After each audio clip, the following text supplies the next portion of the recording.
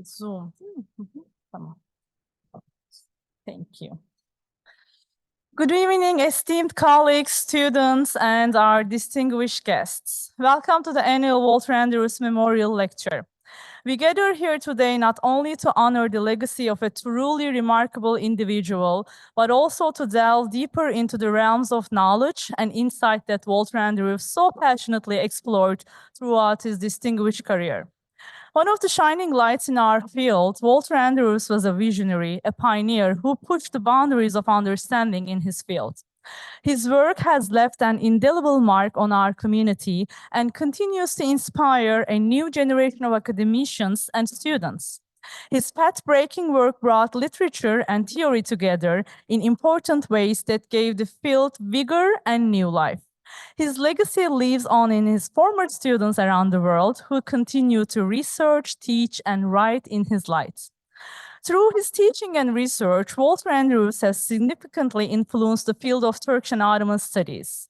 His efforts to integrate digital tools into the humanities have not only transformed research methodologies in his field, but also helped train a new generation of scholars in these innovative approaches.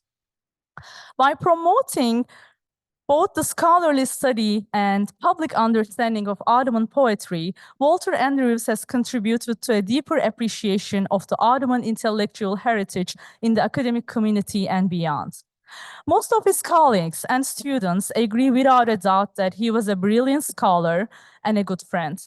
He left behind a legacy in the field of Ottoman and Turkish literature with his inspirational and thought-provoking style and a multitude of scholarly publications. On his character, he is well remembered as a warm and inspiring professor.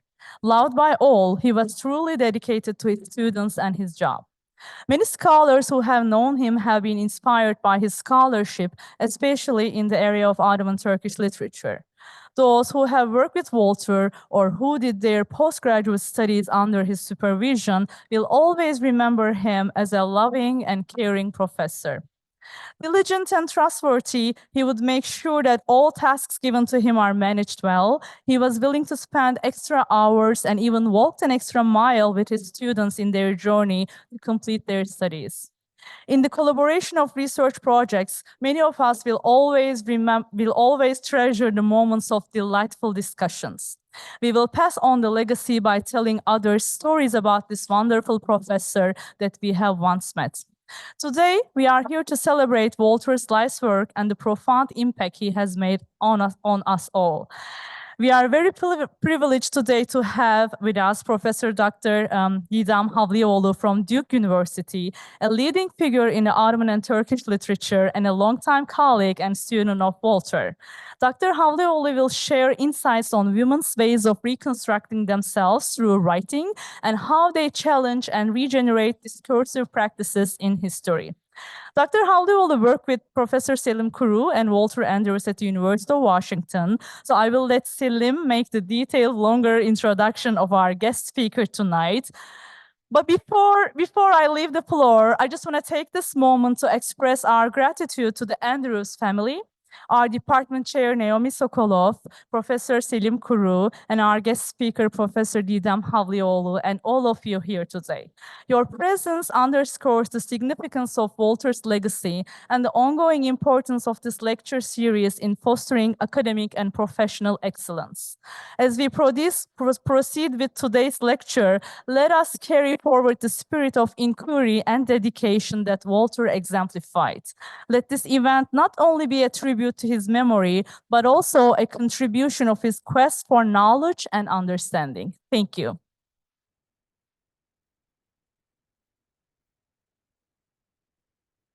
Well, Melike neglected to introduce herself, but she's the director of Turkish and Ottoman Studies program at Middle Eastern Languages and Cultures Department here at the University of Washington. And thank you for your words about Walter. We constantly miss Walter. He was such a presence in our lives. His gap is very impossible to fill. At least for us, right? And so I would like to make a statement first. It is a great pleasure to introduce your students as your colleagues. I'm very proud of Didem. I remember when Didem first appeared in my office at Denny Hall as an MA student and introduced herself. She came in with a lot of enthusiasm and wonderful ideas, which made it a pleasure, constant pleasure to work with her until she graduated in 2008, completing her dissertation entitled "And the Beloved Speaks, Mihri Hatun's Voice in Early Modern Ottoman Literature." Didem revised and published the results of her research in her first book, Mihri Hatun, Performance, Gender Bending, and Subversion in Ottoman Intellectual History. Her work introduced categories of gender, subversion, and sexuality into the field of Ottoman studies, which were already kind of started by Voltaire with his interests in male sociability among the Ottoman elite. But this Mihri Hatun, the only woman poet before 19th century who was able to compile her poetry and present it to the court, is a significant figure. And Didem's work provided a very fresh and original interpretation of this 16th century woman's work. Recently, Didem co-edited with Zeynep Uysal the highly acclaimed already Routledge Handbook on Turkish Literature. I'm very proud to be a part of that project with one chapter, but it has been one of rare studies for a long while now about Turkish literature, presenting it, representing it, updating the work in the field. I would like to, before much ado, I would like to invite Didem to the podium. There will be time for questions after the presentation. I hope we will have an interesting conversation. And for the students among us, Didem has kindly agreed to meet with you tomorrow in the Malk conference room, that is Denny Hall 211. She will share a poem, and it's discussion by Mihri, right? Yes, by Mihri. This is from 1 to 2 tomorrow, early afternoon. Some Turkish snacks will be provided. And I want to thank our PhD student Sergen Avcı for organizing this graduate student meeting tomorrow, as well as for his help today. Thank you, Sergen.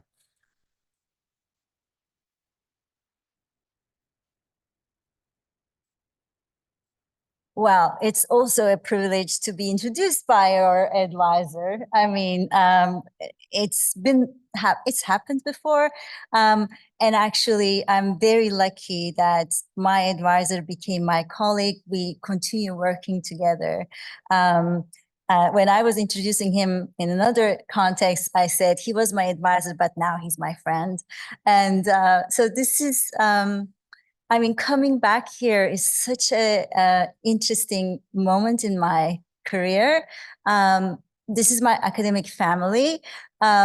Yes, I remember that day that I stopped by at your office. I didn't know what I was doing, but and it's a dream come true.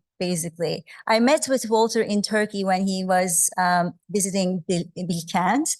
I did an interview with him. I listened to him first talking about Ottoman poetry, and I couldn't believe that, this person was so passionate about something that I had no idea about. And so I asked him, why and how and why are you interested, and he explained. I didn't understand well, I mean, in his own way, but that's the day we met, and who knows, I mean, so I didn't know that I was going to become his student. So yes, I'm so happy to be here. Thank you, Selim. Thank you, Reşat Hocam, who was also on my committee. He supported me throughout, and we did our readings on modern Turkey, Ottoman Turkish, and Ottoman early history, and women's studies together. So Melike, thank you so much, and Sargan, thank you so much. Thank you, Nelk and Andrew's family. we were together from the beginning. And so again, it's truly a family. So I am going to talk about Mihri Hatun and my book, which came out in 2017. And based on my dissertation, which was in 2008, you see that had been a while. Because I needed that time to actually conceptualize and create some framework to understand her voice and how to read her voice, because that was the lacking part in scholarship. And so I'll talk about that, what I did in my book. But first, I want to tell you a story about Walter, because I think it's significant in my experience studying here, but also his understanding of how to advise students and support them in their journey. So I started my master's here, and Selim, he asked me to read this and read that, make lists of poets, and you make lists of vocabulary lists. And I didn't understand why you asked me those things. Much later, I appreciated so much. But then meanwhile, I was meeting with Walter every week, reading this manuscript of facsimile copy of Aşık's Meşavir Şuara. It's like it's one of the biographical dictionaries from the 16th century. So I was doing my readings before the end of the first semester. I said to Walter, "Where are the women poets? I mean, we've been like looking at all of these poets, all of them are men." And he looked at me, "Well, you should find out yourself." And he gave me this manuscript, this like giant monster, and like put it on my lap. Find yourself. And so it's like in Ottoman Turkish. My Ottoman Turkish was not good at that time. I took it home. I was like scared. How am I going to do this? By the end of second day, sure enough, I found Mihri. And then I came back to meet with him, and I was so proud. Again, I didn't know the importance of this task, actually. Basically, it's a foreshadowing of my future, spending in manuscript libraries and trying to figure out, what's in between lines, and, finding manuscripts where there's no written documents about, especially women. It's that kind of work. And also he probably wanted to see me, my determination of doing this job. So yes, I've been very lucky. And again, I was here starting in 2000 when he started working on basically on Age of Beloveds, which is a groundbreaking work in our field. I was reading with him, I was working with him, and Selim started writing about sexuality in Ottoman poetry. So I was hearing all of those things, and I think this work is the product of that time, which is like the starting point of working on gender in Ottoman poetry. So before I start my discussion, I want to actually delve into the intricacies of the questions about, the overview of approach to the concepts of women and gender, and how I conceptualize these in my book, because it's crucial to recognize the temporally and culturally specific nature of gender categories. And the understanding of women in the 16th century intellectual history vastly differs from that in the 20th century, Istanbul, for instance. Consequently, my research stands to discerning nuances among different groups from different periods, aiming to identify both continuities and changes. And central to my work is acknowledgement of historical differences in women's experiences, setting it apart from the predominant focus on Ottoman women and gender from the 19th century onwards, which is like mostly focused on that time period. So it's not uncommon to encounter the reductionist and misleading claims such as gender. I firmly believe that necessarily the necessity of acknowledging Mihri's distinct voice, or rather woman's voice, shaped by her gender and life experiences, in a world where language and culture are inherently gendered throughout history, her perspective undoubtedly diverged from her male counterparts, offering a unique lens through which to view history. But the difficulty was navigating the male-dominated literary landscape, as the traditional methods of analysis often overlooked gender dynamics at the time.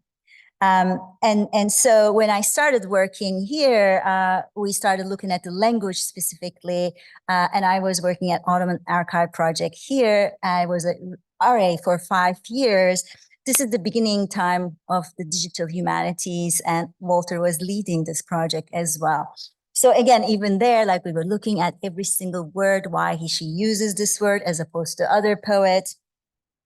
So central to my inquiry were questions surrounding Mihri's identity, I'm misleading my own. So this has to happen, right?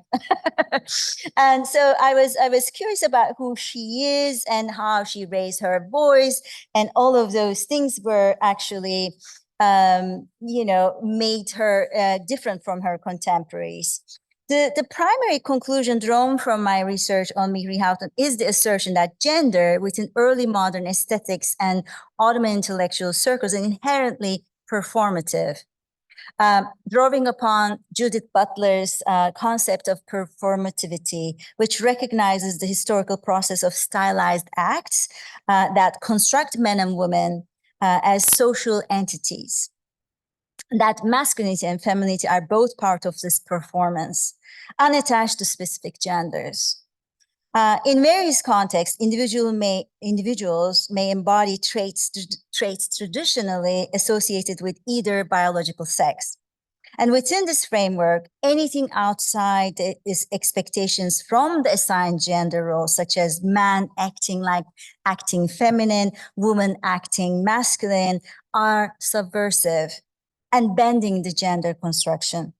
And this notion finds resonance in Ottoman poetry, where male poets often assume both masculine roles as the lover and feminine roles as the beloved. So when women like Mihri enters the field and claims masculinity, because poets are expected to be masculine, the gender construction is actually deconstructed, right? And she presents an alternative to all male homosocial poetic space. And this is the reason why she's allowed, because male poets had been doing it for centuries. Here she is now doing it as a woman. So in their seminal work, Walter Andrews and Mehmet Kalpaklı in Age of Beloveds delve into early modern Ottoman society, exploring its intricate dynamics shaped by the interplay between the lover and the beloved across various societal domains, including social, economic, and political realms. And they suggested that the Ottoman poetic aesthetics are mainly androgynous, favoring the male gender. In other words, it gives flexibility to the male poet to perform both masculine and feminine roles. And this analytical framework serves as a crucial tool in understanding the presence of a remarkable female poet who enters this field and points to her puzzling journey to not only garner acceptance and acclaim within predominantly male spheres, but also unveils a multifaceted interpretation of her poetic voice as a form of subversive gender performance. So by assuming of a male poet or a lover, the role of the male lover, and pursuing male lovers or male beloveds, she boldly challenges the male homosocial gender norms and redefines the very notion of love. And prior to her groundbreaking approach, the poetic landscape remained predominantly male-centric. However, her ability to navigate and be embraced within these spaces underscores a broader paradigm shift within the realm of love poetry. And as Walter and I have extensively researched later on after this book, underlying the ethos of love poetry, deeply rooted in Neoplatonism, reveals a richness and diversity far beyond our initial conjectures. And again, before even I dive into the book, regarding the use of poetry to understand social constructions of gender rather than hard documents like court documents, which is more common, let me underscore the importance of poetry in Ottoman history. And despite its significant role as a means of communication, legitimizing power, and negotiating social status, historical interest in Ottoman poetry has only recently emerged. Scholars like Halil Nalcik, for instance, have noted the prevalence of poetry among Ottomans, with bezmi rezm, or warfare, and entertainment being the main two practices of Ottoman sultans. Poetry, with its highly hyperbolic, prosaic, and imaginative nature, serves as a code that both composers and audiences must decipher to engage with its meaning. It's deeply intersexual, and upon various, you need to deal with various different texts to be able to understand what it is. If Halil Nalcik was the first Ottomans to draw attention to poetry, but also patronage system and its significance in political history, it's Walter Andrews and his groundbreaking work on Ottoman poetry that has been instrumental in the way we understand poetry today.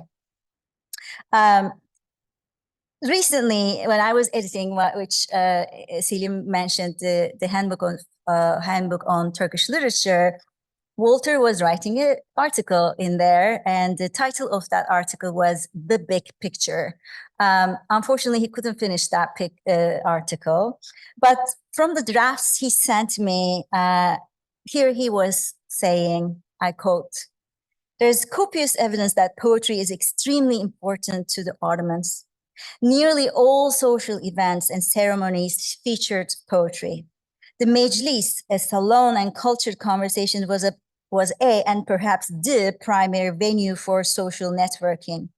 Powerful individuals, the equivalent of cabinet ministers, Supreme Court justices, theologians, and even sultans wrote poetry," unquote. So let me finally introduce you to Mihri Hatun.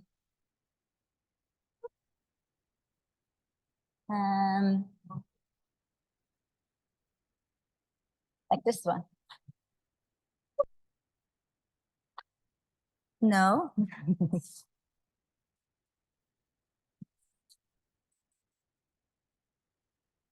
Meanwhile, I'm going to organize mine.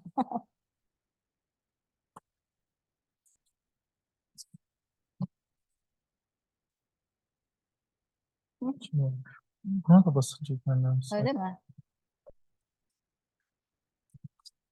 Technology. Aynen buna basınca ilerliyor hocam. Tamam. Teşekkür ederim. Rica ederim. And let's see what she says about herself. Although I couldn't write out the inscription of your beauty, I have instead read often from the holy verse of your loveliness. Since time began, the one who does commentary on loving you told me, observe the exegesis of her lip, and in it the guidance of God. Even though it was difficult, I still memorized in my heart the tangled problems of your hair and the peculiarities of your face. The heart always proclaims a sermon in the name of your beauty. For now, it makes the moral argument for it in this world. Leave off the story of his locks and recite from the holy text of his beauty, if you wish to do away with the dark and twisted errors of heart and soul.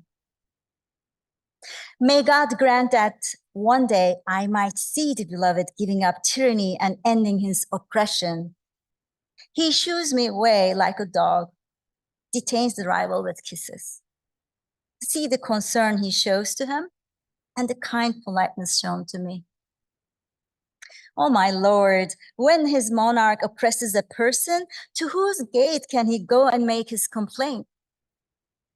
How can one know the story of Mihri who hasn't read her petition on the grief of your torment and your cruelty? She already says it, right? If someone is interested in her story, they ought to explore her petition, which is her poetry, which is her voice. While her poetry forms the cornerstone of this book, it also delves into the contextual text, given that Ottoman poetry is inherently intertextual.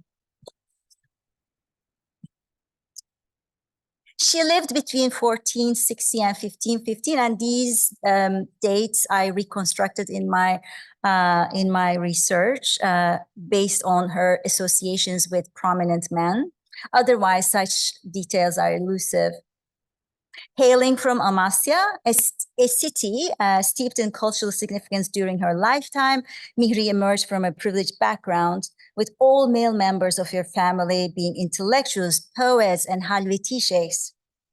For instance, her father, known by the pen name Belai, was a renowned poet, though it appears that only Mihri's work has endured the test of time. Her close ties to the sovereign family are evident, as they served as patrons of her work. Bayezid II, particularly during his tenure as crown prince in Amasya, and later his son, Prince Ahmed, were her primary patrons. She commemorated them in her poetry, a fact gleaned from the Tezkires, or biographical dictionaries, which provide the only factual details available about her life. There's a consistent narrative surrounding her marital status, as her biographers found fascination in her decision to remain unmarried despite numerous suitors. They emphasized this aspect in a manner that suggests it played a pivotal role in her enduring presence within historical records, setting her apart from other female poets of the time. It's noteworthy to emphasize the significance of Amasya during Mihri's era. Dubbed the city of princes, Amasya nurtured governors, experience among its residents, and these governors, many of them later ascended to the throne in Istanbul as sultans. Bayezid II and his son Ahmed both began their political careers as governors of Amasya, aided by their mothers, Gülbahar Hatun and Bülbül Hatun, respectively. These women played significant roles as patrons of numerous architectural landmarks in the city, underscoring the enduring legacy of female patronage in the city. Amasya, a major cultural hub during Mihri's time, boasted an array of religious and educational institutions, reflecting its cosmopolitan nature and attracting immigrants from the East after the Mongol invasions. Additionally, the city produced all known women poets of the time, meaning like early modern times, highlighting Mihri's background in a culturally vibrant city and her association with the sovereign family. Mihri's poetry received significant acclaim, as evidenced by preserved gift registries in Topkapı Palace, indicating monetary awards bestowed upon her by Sultan Bayezid II 5 different times, equal to any amount that paid to a male poet, which is, for instance, Necati. These details offer valuable insights into Mihri's recognition during her lifetime. However, beyond these records, the specific qualities that distinguished her and ensured her lasting presence in history remain elusive. When I say why she's distinct and why we could study her, there are 4 different manuscript copies survived intact today, which allowed me to study her. There are 2 other women poets during this time that we cannot study them, although we know they existed, right? Throughout these years, I presented her both in conferences, in my papers, in my classes. People ask me questions like, how did she look like? Where did she live exactly? Where was she buried? And was she fallen in love with the Necati or any of the other men? We don't know, right? But we know the privileged people at the time had more opportunities than any of us today.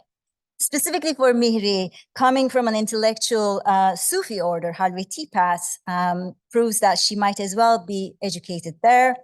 And recent research shows that some Sufi orders provided education and leadership opportunities for women. But all of these are theories, right? And about Amasya, John Curry's book has been very influential in my work as well, about the Sufi orders and Amasya's importance in the Sufi orders. There's the second was a Halveti Sultan, for instance. It tells you how she's actually very well connected and very well, right into the network. And the network she was part of, I analyzed these texts and biographical dictionaries, travelogues, gift registries, poetry written about her to extract this information. These texts, though informative, are often characterized by flowery language and a focus on gossip and entertainment rather than accuracy. And this creates an opportunity to study the discourse surrounding women during this era, which I term as erotically humorous. And this aesthetic style serves as a veil for discussing gender, hiding behind irony and satire. Mihri, portrayed as a respectful woman from a reputable family, defies the conventional portrayal of women in love poetry. Unlike her European counterparts, for instance, around this time, most of them are courtesans, but she's coming from a respectful family. And so most of the Ottoman women were coming from his respective family. So this discourse is actually shedding light on how women and men were perceived during that time. So I study that instead of looking for accurate information. And let me give you an example of what I talk about, this flowery language that I call erotically humorous. And I'm going to quote from Ashik Çelebi. Remember that, lofty manuscript? This is what he says about her. I quote, "According to the saying, the woman is all private that should be covered. This chaste one was veiled, but the beautiful voice of the bride of her natural talent arose from the horizon of her modesty, and her poetry became as famous as her beauty. That gazelle hunted the valleys of rhetoric with the lasso of poems and the bow and arrow of the ambergris scattering pen. It's no shame for the sun to be feminine, and no pride for the moon for its masculinity. Her writing is like a woman's embroidery. Her composition is whorish. As they say, a male lion is a lion, but isn't the lioness a lion too? She wasn't free of beloved chasing." This passage, drawn from a lengthy entry in Ashik's Tezkire, it meticulously highlights her modesty, even claiming her virginity in parts due to her unmarried status, which prompts the question, was she truly so? The playful language employed generates an erotic allure, yet simultaneously reaffirms her respected position in society. This blend of humor and desire serves to maintain both admiration and respect for her. So this was the world she entered in, a homosocial space in function and male-centered sexuality. And suddenly there she was, not as a slave serving them, but as a poet, an equal.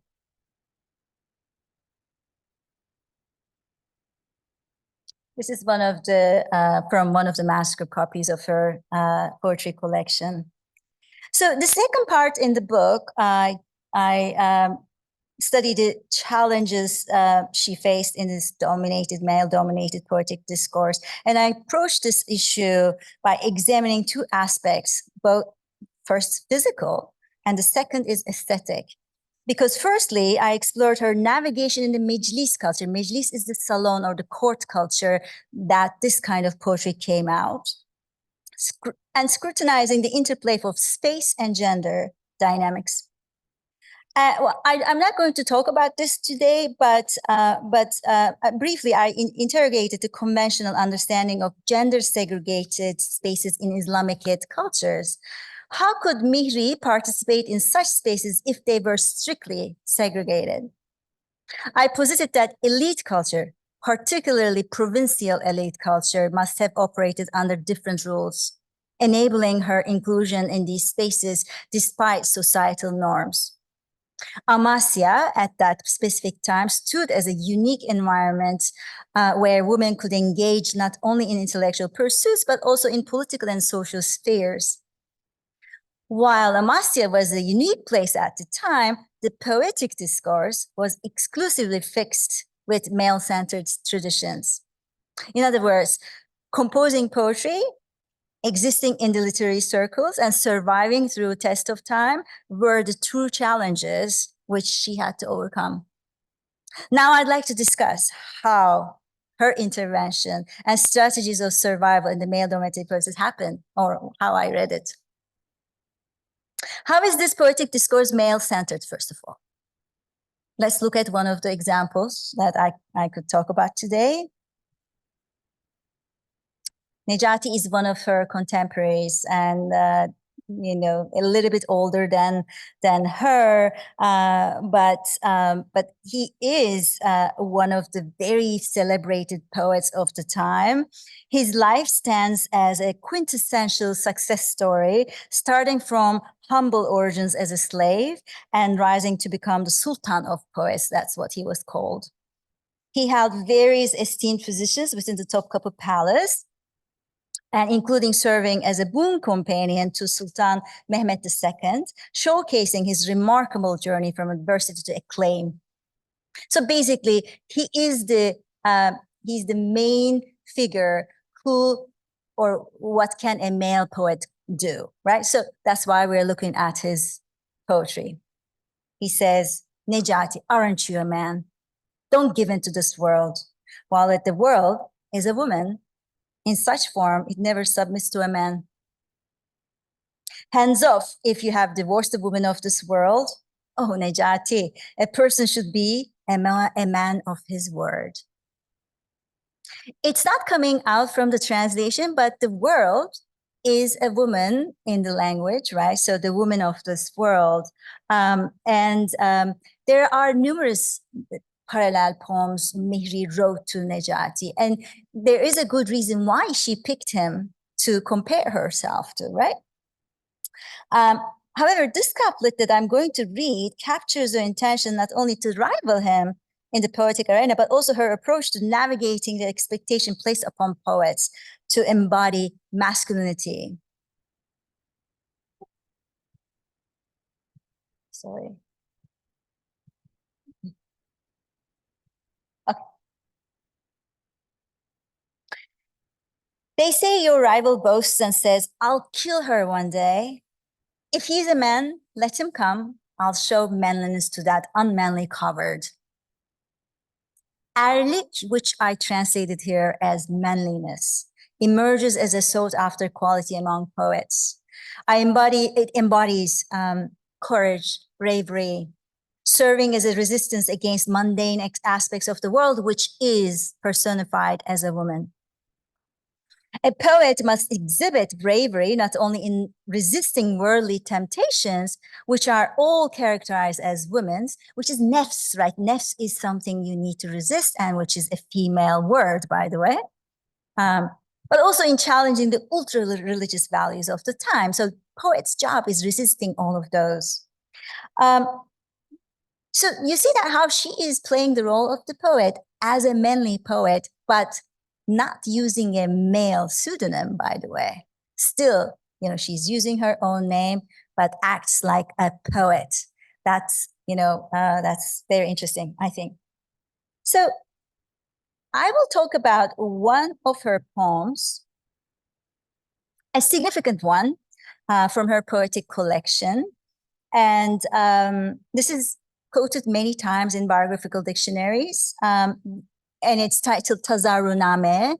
It's about 461 couplets, and it's in the in the ends of is the poetry collection. You know, she puts it there after the regular, like the ghazals and qasidas and quatrains, like these are usual genres that any poet has to perform. So she does that first, proves herself, and then she adds this one.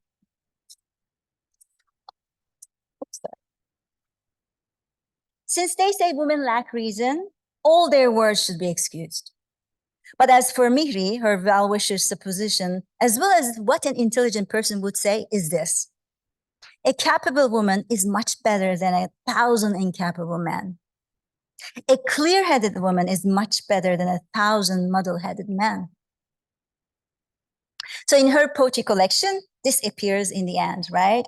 So this style of poetry, it is not uncommon among the poets having a petition in the end, sort of like confessing that they are like driven by desire and ambition. And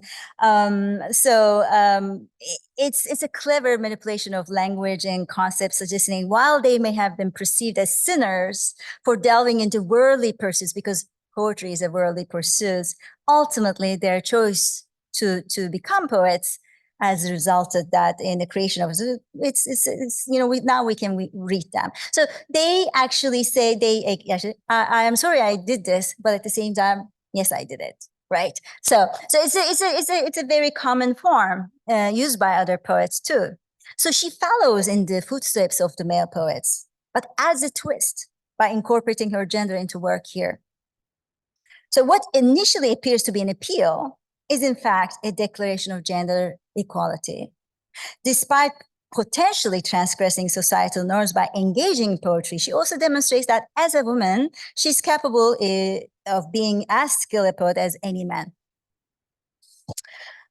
In these lines, Mihri addresses the concept that women lack reason, shedding light on the prevalent belief that women are considered less capable in intellectual pursuits. This notion finds its roots in a hadith from Bukhari's collection, one of the principal collectors who established criteria for assessing the authenticity of hadith. Hadiths are the sayings that believed to belong to Prophet Muhammad. And there are about 10,000 hadiths in this collection specifically, and most of the Islamic scholars believe that it's true and accurate. So this hadith specifically asserts that women are deficient in religion and in reason and religion. This particular hadith has often been invoked to justify the exclusion of women from educational and intellectual endeavors. The lines I just read hold particular significance for her biographers, as evidenced by their frequent citation, indicating a widespread acceptance of the poem within intellectual circles, which is also a very interesting detail. What's intriguing is that over time, when I first read this poem years ago, but over time as I worked on it, I've encountered several female writers who, like Mihri in the 16th century, grappled with this hadith in their writing. One such figure is Nazira Zeyneddin, an Islamic feminist from early 20th century, who approached misogynistic hadith with the rigor of any Islamic scholar. Zeyneddin challenged the accuracy of this particular hadith by meticulously scrutinizing its chain of authority. She contested its validity by invoking another saying attributed to Prophet Muhammad, and I quote this hadith again: "People lie about me. Whenever they say anything contradicting the Quran, I didn't say it. Any tradition that is not consonant with Quran is false. Whoever deliberately lies about me will find a place in hell." I quote, unquote.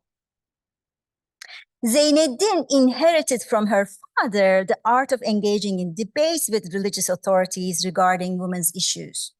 Despite the hadith long-standing accepting as sahih or authentic for many centuries, Zeyneddin surmised that it might not hold true after all, employing the same meticulous methodology of tracing legitimacy utilized in Islamic scholarship.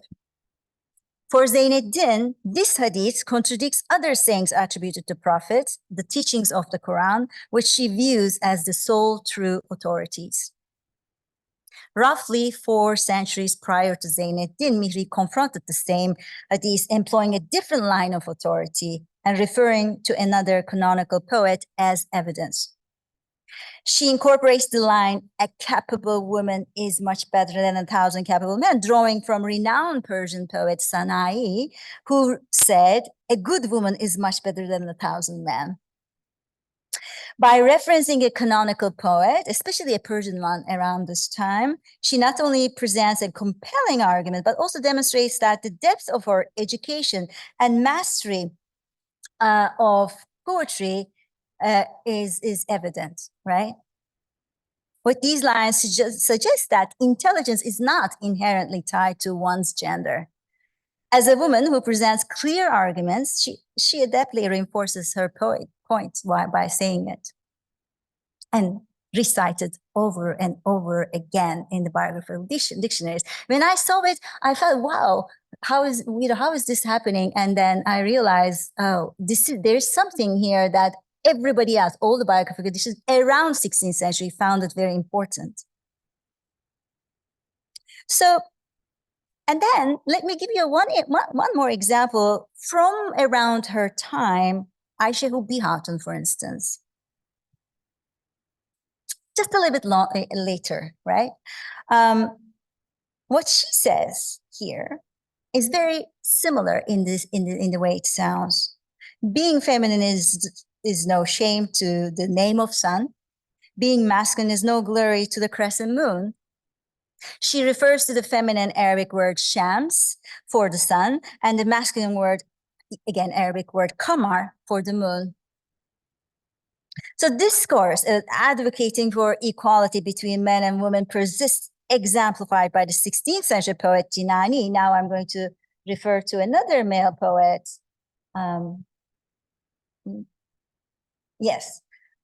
Who wrote a praise for Aisha Hubbi Hatun, the previous one. And let's see how he praises her. Her mental faculty, with its maturity would be enough for the world. In her term, accusations such as women lack reason disappears. So they know each other, they read each other, and they actually follow and kind of back and forth in dialogue with each other. What I'm aiming to underscore here is the enduring pattern women being marginalized from intellectual circles and the consistent resilience displayed by them in the face of such discrimination. Of greater significance is the manner in which they navigate and assert their presence in the intellectual realm, a trend observed across centuries and languages. Returning to the discourse surrounding women poets and their defiance of societal expectations within Ottoman literary history, it's notable that women challenge conventional notions of masculinity and femininity without resorting to disguising their gender behind male pseudonyms.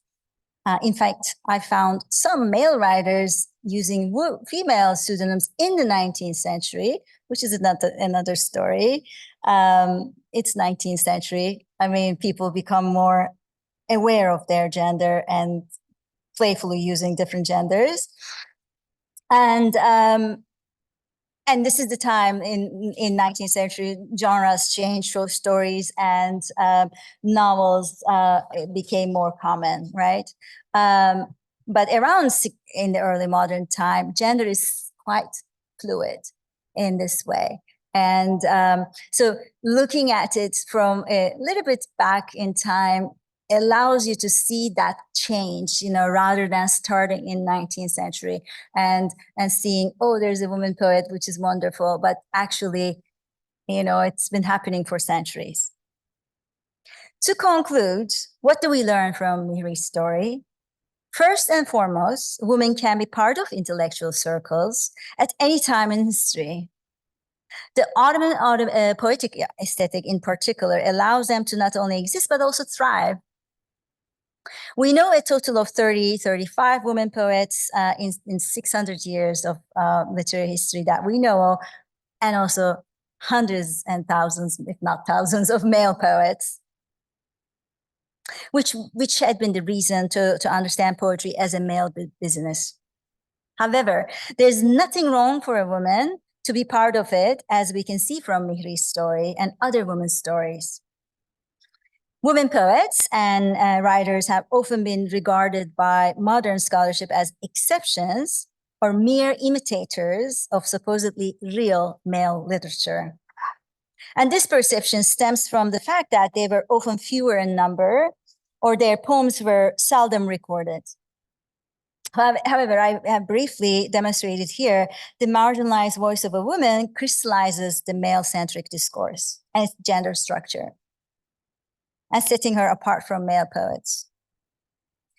Her strategies for survival within a discourse that sidelines her gender are ultimately transgressive and serve as inspiration for her successors. The recurring themes in women's stories throughout literary history suggest that their exceptional status persists across periods. If it's persistent and consistent throughout periods, it can't be exceptional. Otherwise, as evidenced by numerous examples, there is nothing inherently exceptional about a woman engaging in intellectual pursuits. It's a matter of how we look at it.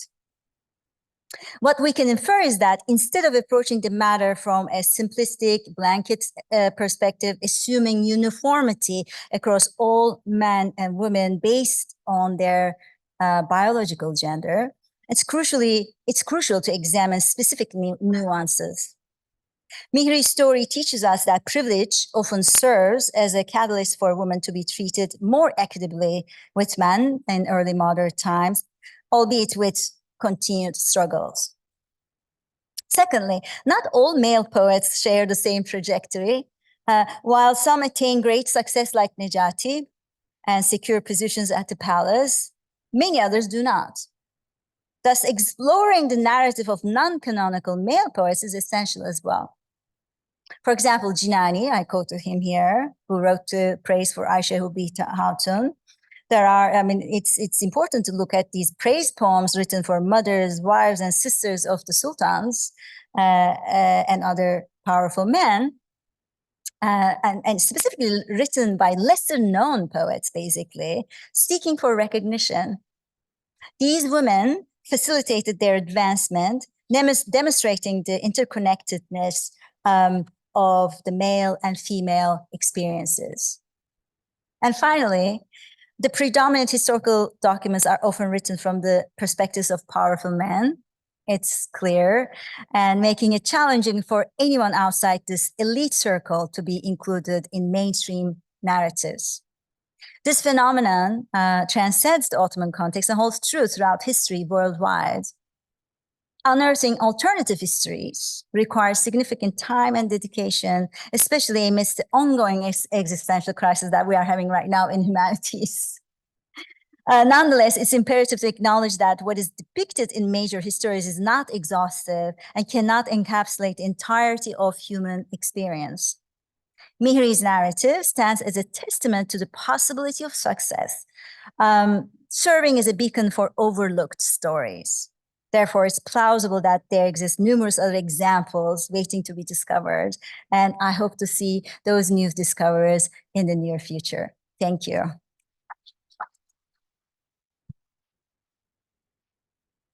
I want to finish with beautiful woman from Zenanname from 18th century. Of course, this is the imagination of men, right? So I will just consider that. But it's beautiful.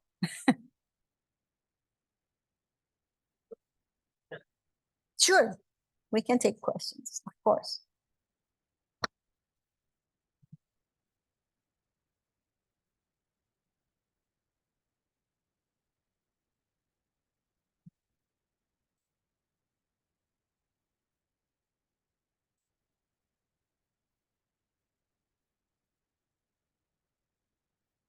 Thank you.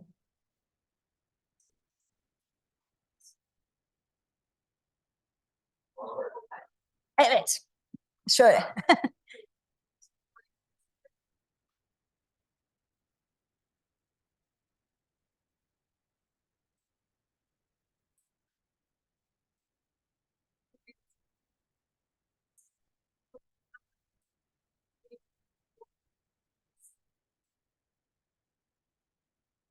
Mhm.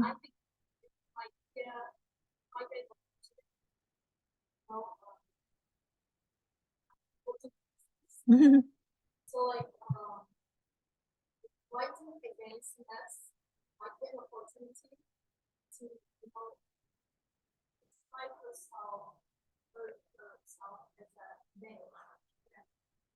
Yeah.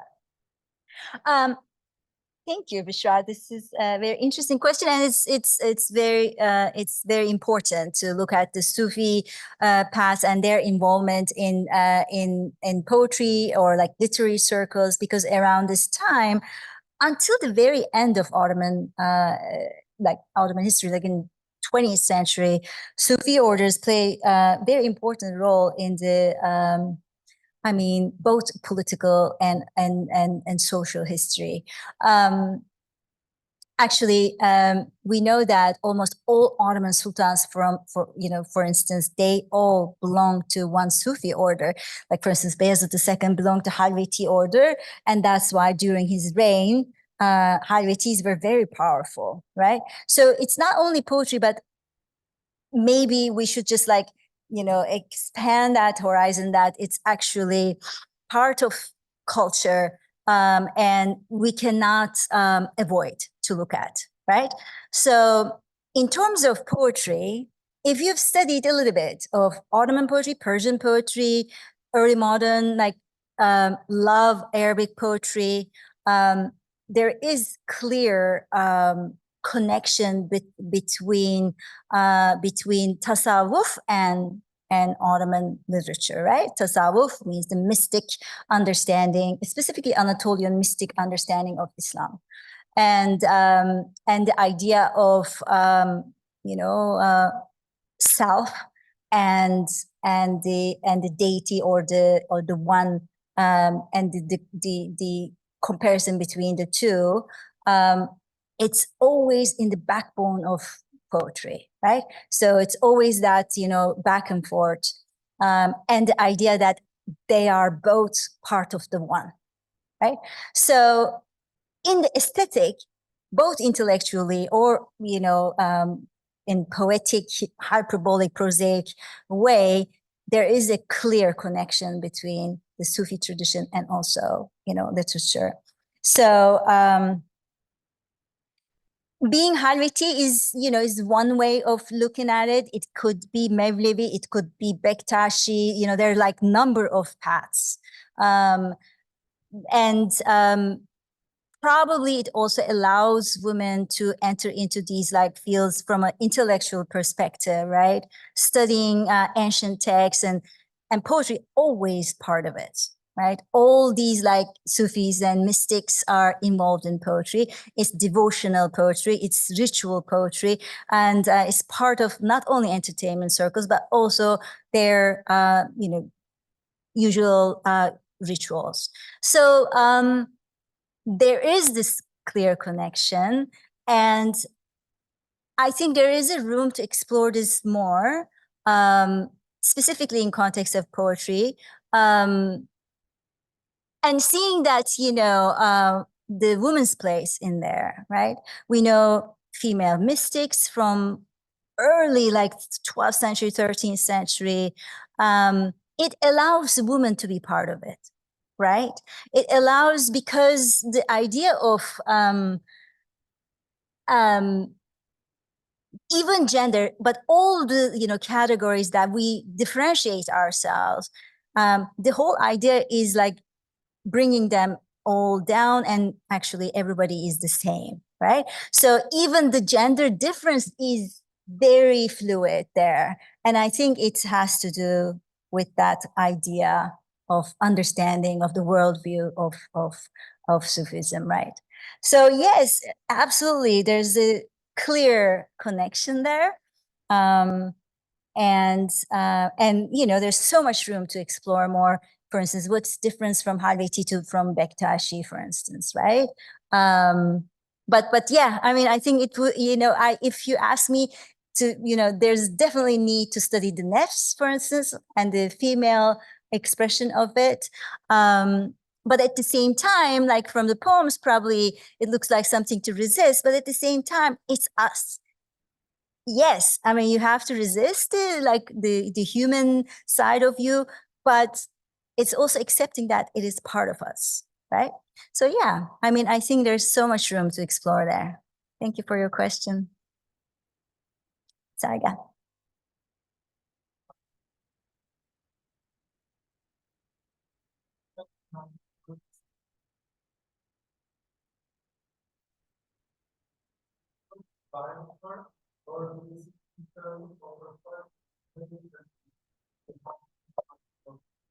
You mean Mihri's poems?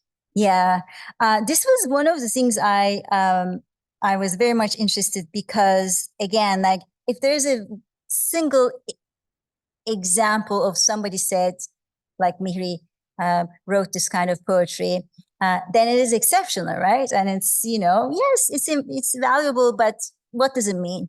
I was meticulous about finding patterns there. And I think, as I try to show here, there are numerous examples that women throughout periods, they have similar ways of dealing with this issue. And they have similar ways of becoming a poet, right?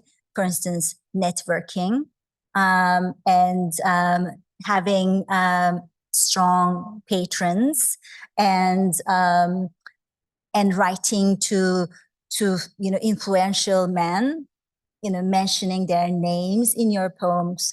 So all of those tactics and strategies, which is also employed by male poets too, but you know, it's necessary for a woman as well. But who is she picking to actually to be on the side? As you move in time and collect more examples, you see that they also mention each other's names. So I wrote about that as well. I think it has a lot to do with the awareness of gender of the modern times, like in 19th century, for instance. They recite each other. They, you know, commemorate each other. And for instance, you know, Fatma Ali is talking about Leyla Hanım in you know, praising her and how much she accomplished, right? So you see that kind of awareness among women during that time. But before that, we don't have enough examples yet, right? Still, I think, you know, the pattern is very similar. Thank you.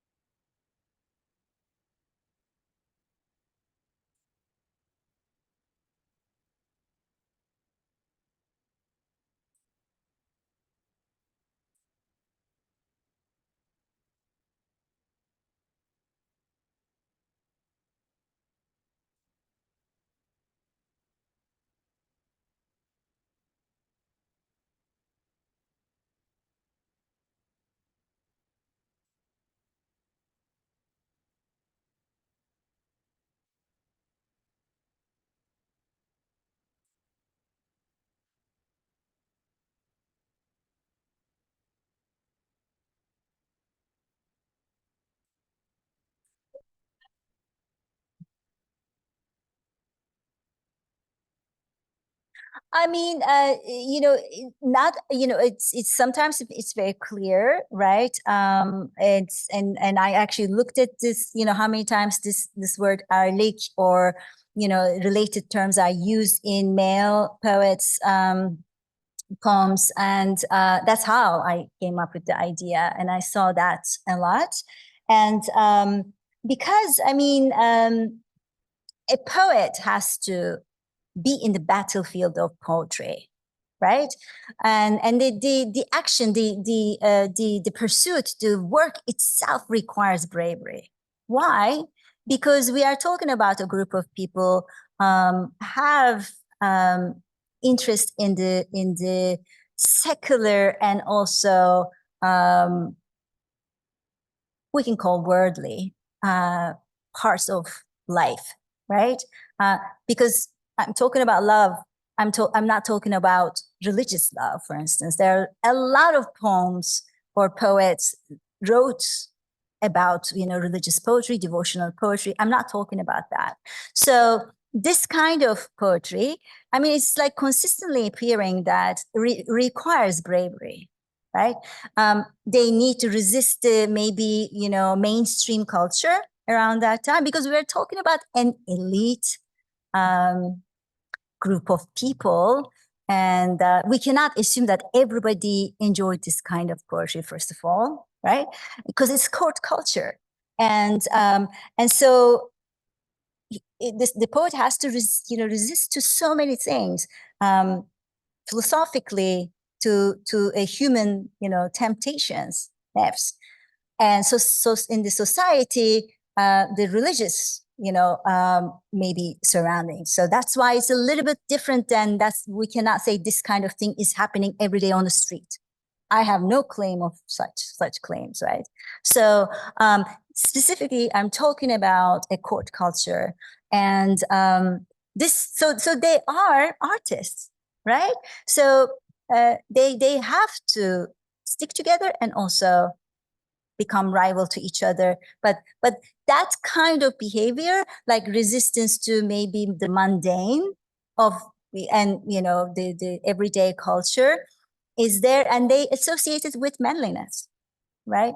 And it makes sense. And yeah, I mean, I think maybe before we include women into the picture, it looked natural that a poet has manly, influence, because they are men.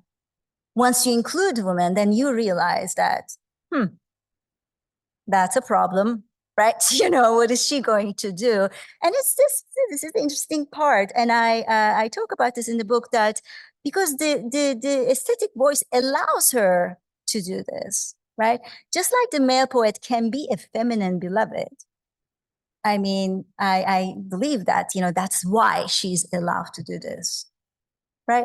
So I think, it's once you study from the female perspective, this becomes more apparent. Because, yeah, I mean, I haven't seen before this work that I'm going to talk about manliness and poetry. This is what happens when you study women, I think. Yeah. Thank you.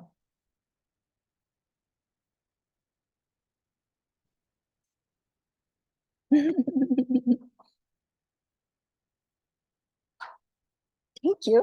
Yes. Thank you all for being here tonight. Thank you.